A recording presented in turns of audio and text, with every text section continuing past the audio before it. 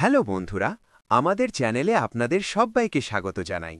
বন্ধুরা, গতকাল অরুণ জেটলি স্টেডিয়ামে দিল্লি ক্যাপিটালস এবং গুজরাট টাইটান্সের মধ্যে যে ম্যাচটি হল, তা আইপিএলের ইতিহাসের অন্যতম সেরা একটি থ্রিলার।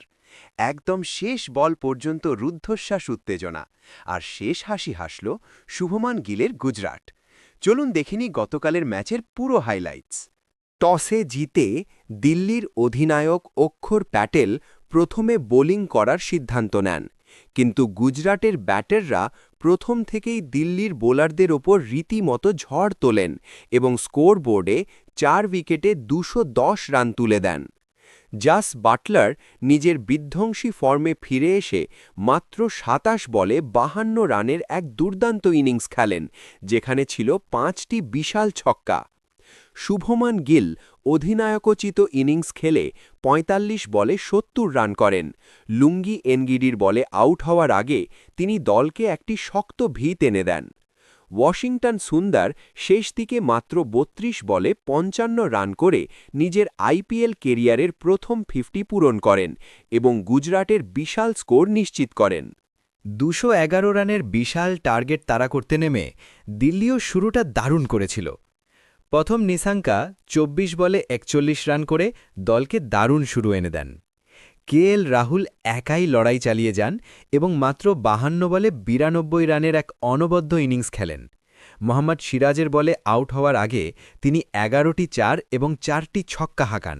কিন্তু মাঝের ওভারগুলোতে বল হাতে জাদু দেখান গুজরাটের রশিদ খান। মাত্র ১৭ রান দিয়ে ৩টি গুরুত্বপূর্ণ উইকেট তুলে নেন তিনি। বিশেষ করে দুর্দান্ত ফর্মে থাকা সমীর রিজভিকে একটি অসাধারণ গুগলিতে গোল্ডেন ডাকে আউট করে তিনি ম্যাচের মোড় ঘুরিয়ে দেন। এরপর রানআউট ড্রামায় সাই সুদর্শনের একটি ডিরেক্ট হিটে ট্রিস্টন স্টাবস আউট হয়ে গেলে দিল্লি কিছুটা চাপে পড়ে যায়। এই দুর্দান্ত বোলিং স্পেলের জন্যই Rashid Khan player of the match নির্বাচিত হন। ম্যাচের আসল ড্রামা লুকিয়েছিল শেষ ২ ওভারে। ১৯তম ওভার, দিল্লির জেতার জন্য ৩৬ রান দরকার ছিল। বুড়ো আঙুলে চোট নিয়েও ক্রিজে থাকা ডেভিড মিলার এবং তরুণ বিপ্রজ নিগম মোহাম্মদ সিরাজের ওভারে ২৩ রান তুলে নেন।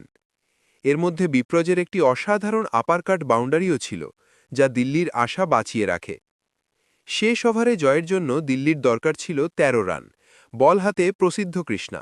ডেভিড মিলার একটি বিশাল ছক্কা হাঁকিয়ে সমীকরণ ২ বলে মাত্র ২ রানে নামিয়ে আনেন, কিন্তু পঞ্চম বলে মিলার সিঙ্গেল নিতে অস্বীকার করেন।